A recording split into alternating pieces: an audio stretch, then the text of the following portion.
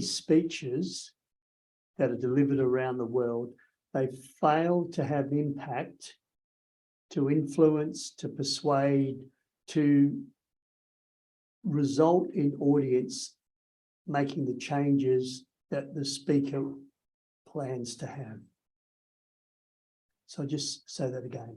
Many presentations fail to have the impact, the desired outcomes that the speaker, the trainer, the presenter planned to happen.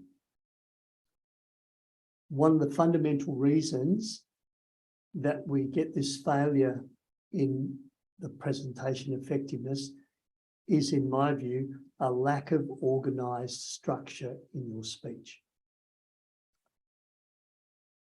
Good morning. Today I'm going to talk to you about how to organise a speech structure, give you some tips and ideas that will make your presentation more likely to be successful, more likely to have impact, more likely to influence your audience.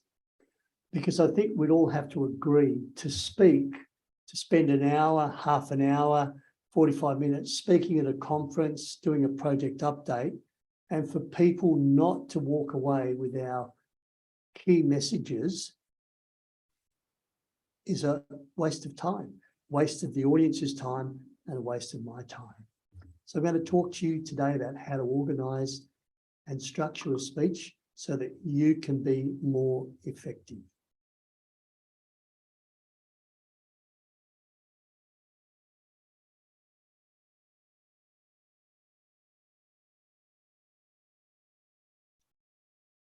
So Peter Dhu is my name, public speaking trainer and coach, and my passion is helping you effectively find your voice, share your messages, make a difference in your communities, in your worlds, with your clients through your spoken word.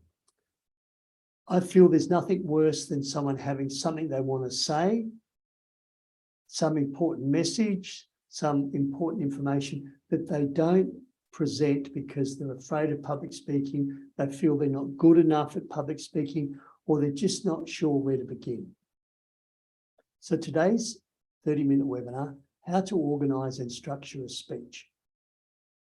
And I think probably the organisation and the structure and the planning that goes into that is in some ways the foundation of your presentation.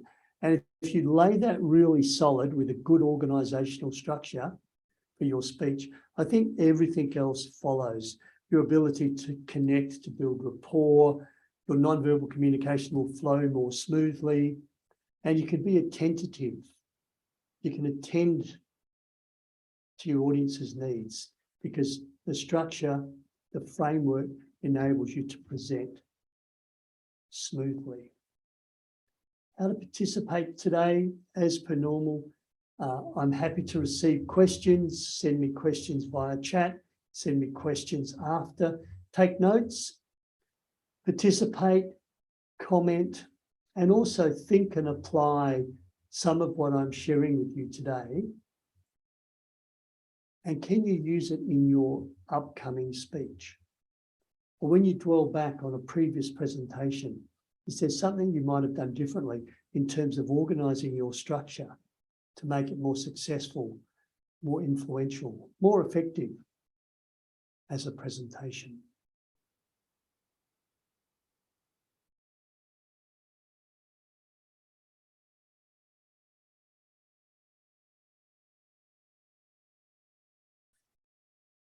So welcome Shannon and welcome Garden.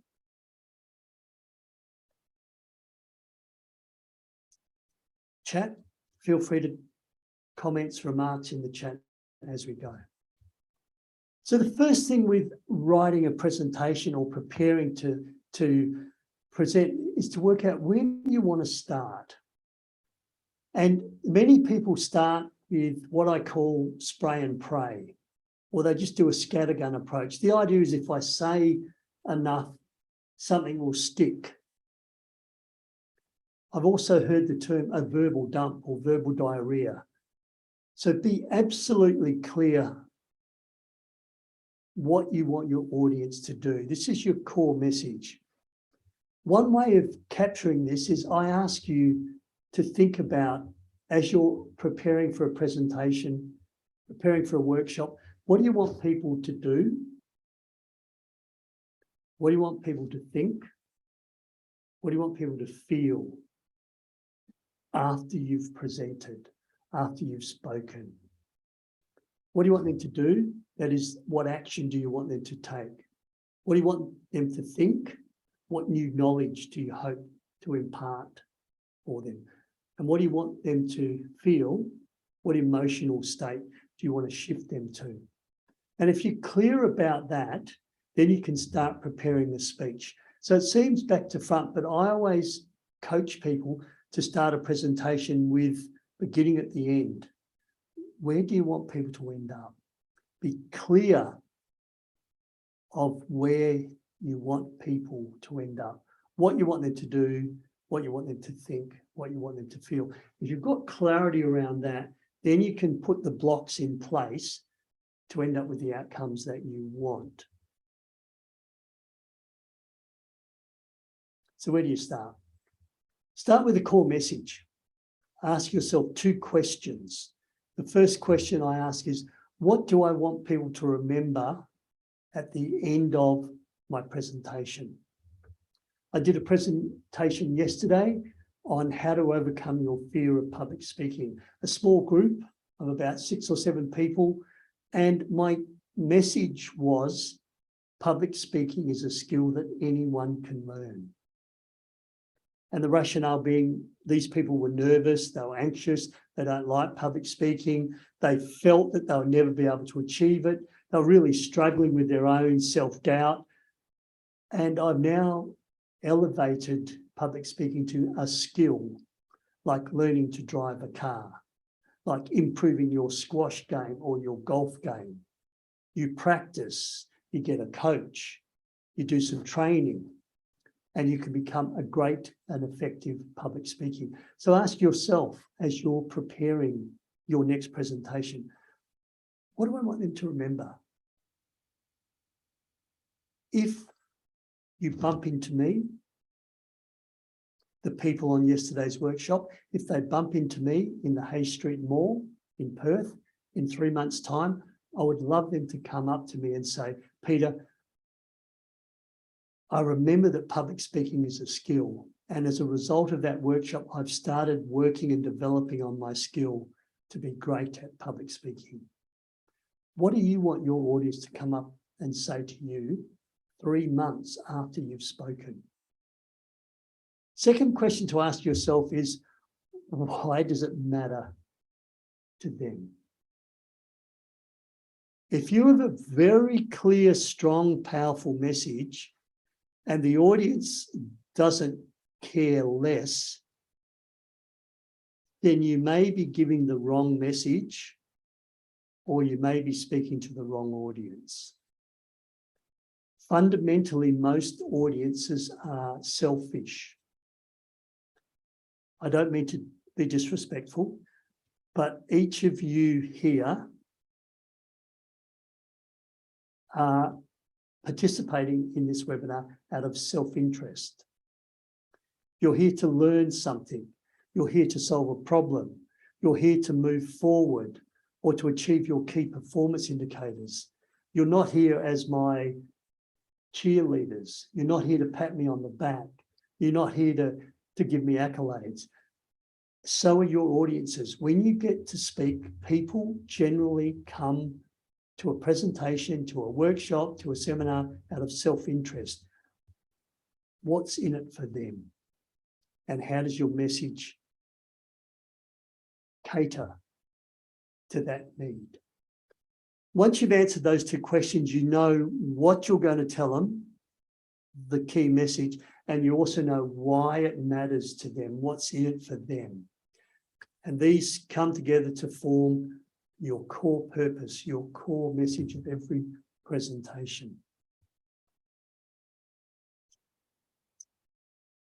Thanks, Shannon. That's true. I'd be keen to know what's true.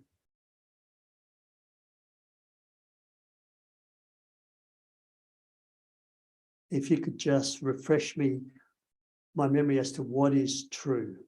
That's true, that people only remember one thing, or that fundamentally most audiences come out of self-interest. Perfect, thank you. And that's what public speaking is about. I help shift people's mindset through a little model that I share, of course, another webinar and another topic, and it's called the service mindset of public speaking. So my role today is to serve you. The sole purpose today is to be of service to you. And in serving you, I need to cater to your self-interest, to your need, to your pain point. The amazing thing is when you come to public speaking with that service mindset, you're more able to be present. You're more able to serve your audience in a better way because you're less in your own head. You're less worrying about, what if you don't like me? You're less worrying about, what if my mind goes blank? You're less worried about, in my case, what if I stutter badly during the presentation? Because I'm focused purely 100% being present on you. That's just a little segue. So this is your clarity of purpose. I want them to remember this, and it matters to them because of this. They come together and you use it so that people are absolutely clear. Now you can start to write and structure your presentation because you have clarity of purpose. One of the things I do in my workshops, after each person speaks, I get the other 10, 12, 15 people to write down what was the core message, write down a sentence, what was the core message you just heard Peter say in that 2 to 3 minute speech. And if you've done a really good presentation, the 13, 14, 15 people will read out the same response. And that means you've got the whole audience on the same page and they're all clear on what your purpose is. One person, yesterday, they spoke about the importance of changing the way we use water. Australia is a very dry continent. And as people read back, what was the core message? 3 people said, we need to save water. We need to save water. Another 2 people said, no, we need to identify additional resources to get water from. Groundwater, desalination plants, build more dams. We need additional resources. And a 3rd group said, no, we need to do what Singapore does, which is reclaim and recycle their water. So the same presentation, 3 different messages. And what the speaker realised, it was one of those light bulb moments for everyone in the room. If you're not clear of your purpose, people will misinterpret, walk away with the wrong message, a diluted message, an alternative message. So this is how you have clarity of purpose. Now you can work out your opening. Start strong. It's called the rule of primacy. First words matter. I started this presentation by talking about how many presentations fail to have impact because of lack of organised structure. And no one wants to stand up and speak and then realise no one cares because you haven't organised and structured a strong presentation.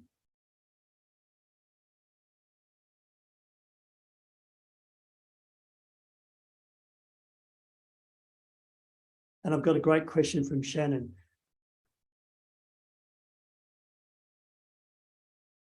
Clarity of purpose, could that be used strategically to plant the seed and get people to think broadly about a topic.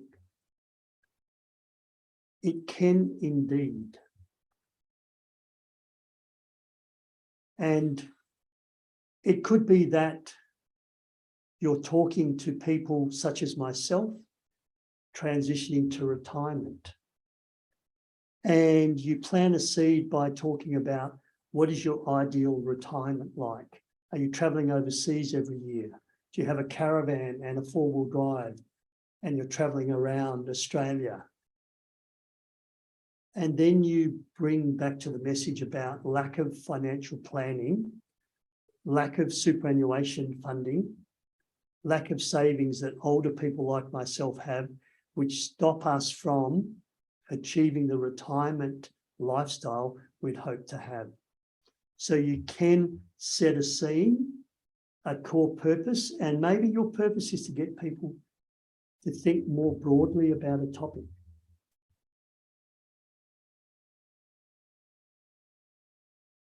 And planting the seed.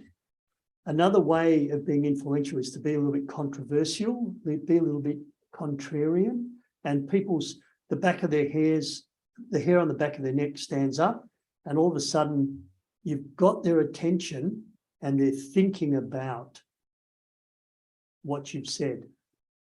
And then you can step down into your message and understand that while you don't really support that, if we don't do something different, if we don't change, then things are not going to be good. So that enables you to create the thought, the discussion, and then you can go into your message, which may be your recommended solution to the problem you've just highlighted.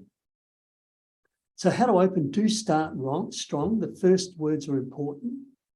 Behavioural psychologists, they call this the rule of primacy. So apparently the first words matter, the first words people remember. So start strong. I did a webinar last week on 10 ways to start a presentation. Start with some statistics, start with a quote, start with a story, start by outlining the problem. Avoid, if you can, starting with housekeeping.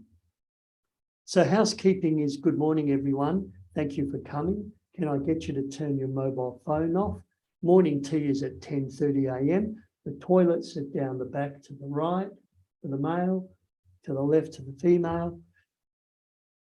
All right, let's get started. Please avoid that. I call that a soft opening. I'd prefer you to grab attention, create relevance for what's going to take you into our core message. And then you can step down and say, all right, I just need to do a little bit of housekeeping. I always put my housekeeping on a flip chart. After I've started strong, I've grabbed attention and I've created relevance for you. I'll then go to the flip chart, reveal and say, by the way, just a little bit of housekeeping. Can I get you to have your mobile phones on silent? Morning tea, the agenda. But I've got people's attention up front.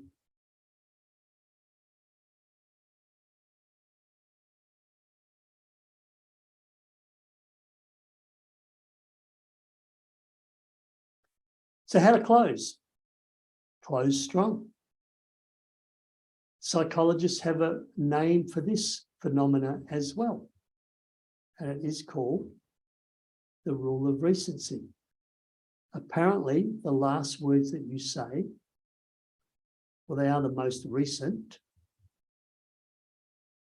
So at 9:25, 9:26, 9:27 a.m. Perth time, as I move to finish and I stop talking and we end, those last words are freshest in your mind.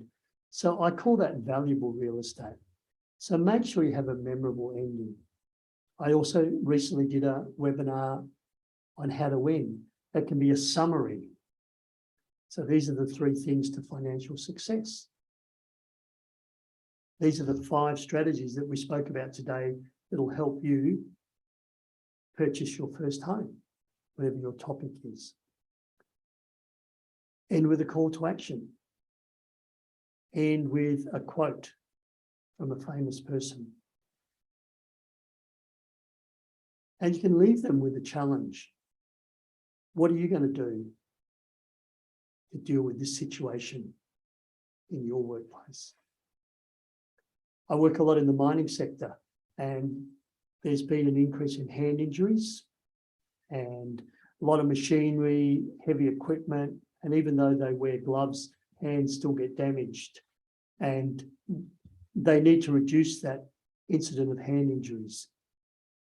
And the way to end a presentation would be, so if you only do one thing, take this new policy to protect your hands, take it back to your team, to your workplaces, roll it out, get everyone on board so we can reduce the incident of hand injuries in this workplace. And once again, can I ask you to avoid that soft landing? Thank you very much. You've been a lovely, lovely crowd. I've really enjoyed my time with you. I hope I can work with you sometime in the future. And please have safe journeys home. I know some of you have travelled a long way. Avoid that soft landing. Now that may be polite and you may need to do that. So I'll bring that forward just a little bit. Thanks everyone for your participation. I've really enjoyed your time. Please travel safely. And if I can be of any future help, please let me know. Now remember, your hands really matter. How are you going to go back to your workplace and reduce the number of hand injuries amongst your team, amongst your colleagues? That's the call to action that I'll end with. How are you going to end your next presentation that nails your ending?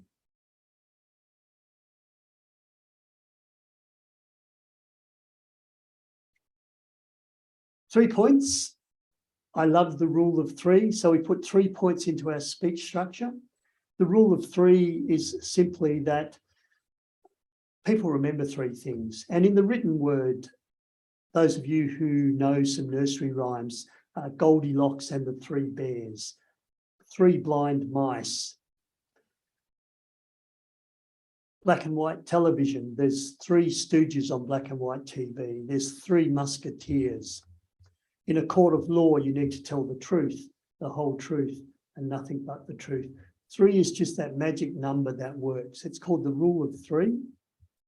And it comes from, it's another behavioural psychology rule.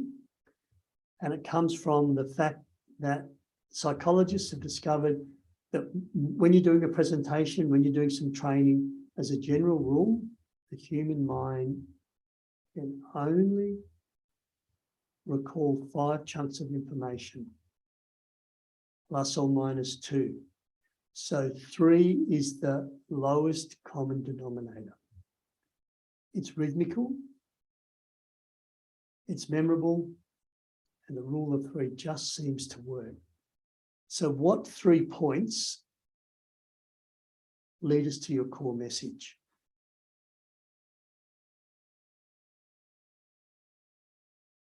And this is where you can shape a presentation for different audiences. So when I work with the mining sector, think of BHP, Chevron, Rio Tinto, I use different points to illustrate my message when I'm working with that sector. If I'm now working with the health department, with social workers, with people in the disability sector, I will use different points to illustrate the same message with that audience. When I'm working with accountants and financial planners and the banking sector, I have another set of points that illustrate the same core message that resonate more with the finance sector.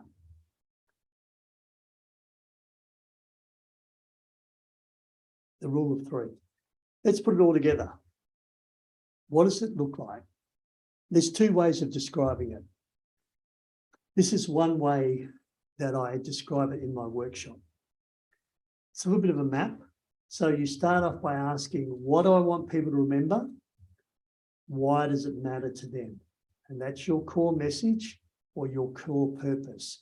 So now I know what I want people to do when they walk out of the room at the end of the day. Now, how am I going to start? I want to start strong. the rule of primacy. Let's work out how am I going to conclude the rule of recency. I want to nail my ending.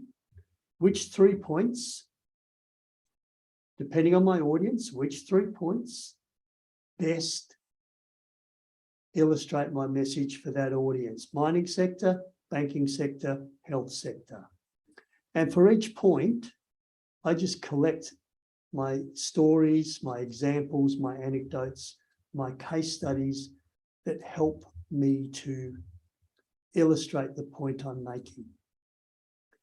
I told you a story about yesterday's workshop, how one person got up and spoke, thought they had a clear, concise core message, and they got 3 different messages read back from their audience, realizing that they weren't tight enough in their core message and people could misinterpret what they've said. That was me using a story to illustrate, to give an example of one of my points, and one of my points is be clear on your core message. Another way of looking at it, those of you who are mind map sort of people, core message in the middle, start strong, have a memorable close, and then work out what your point 1 is. Tell a story and use that story to illustrate a point. Then you have your second point, tell a story, make a point. Now I've said 3 points, the rule of 3, but you can use 4 if you want to. As a general rule, anything more than 4 points in a message. So if you've got a 7-step process, maybe see if you can bring it down to 4 steps. And it could be that you have 1A, 1B, 2A, 2B, 3A, 3B, and 4. That is 7 steps. But you've chunked them up into bigger points so that people can remember them. So whether you're a mind map or whether you draw that version before, and of course, what some people do is they like bullet points. Which brings me to my summary. What's your core message? Ask yourself 2 questions. What do I want them to remember? Why does it matter? Open strong, close strong. 3 or 4 key points. The rule of 3 is in action there. 5 chunks of information, plus or minus 2. So 3 is the lowest common denominator. And that's a safe and simple structure that you can use, you can think about whenever you're preparing a presentation. Next webinar, free webinar, 30 minutes. Just some tips to make your PowerPoint more effective. Relatively hard to deliver this webinar across Zoom because it's so PowerPoint or so visual dependent. I've got workshops, face-to-face workshops coming up in Karratha in June, and I'm going over to Bendigo, Victoria for the first time in a couple of years, July 18 and July 19. Any questions, any comments? I'd love to hear from you. There's my contact details. This webinar has been recorded, will be made available should you wish to review anything, and I'm happy to answer further questions. The question is, when you prepare your next presentation, are you going to be clear around your core message? Are you going to structure and create a powerful opening? Nail your ending, that call to action, that summary, that closing statement that just brings everything together. And within your core message, 3 to 4 points is sufficient. And to me, that is a safe, reliable structure that you can mind map, you can bullet point, and you can rely on without reading from notes. My name is Peter Dhu, public speaking trainer and coach. I trust that this has been useful. Please go out there and prepare your presentations and make the impact that you want to.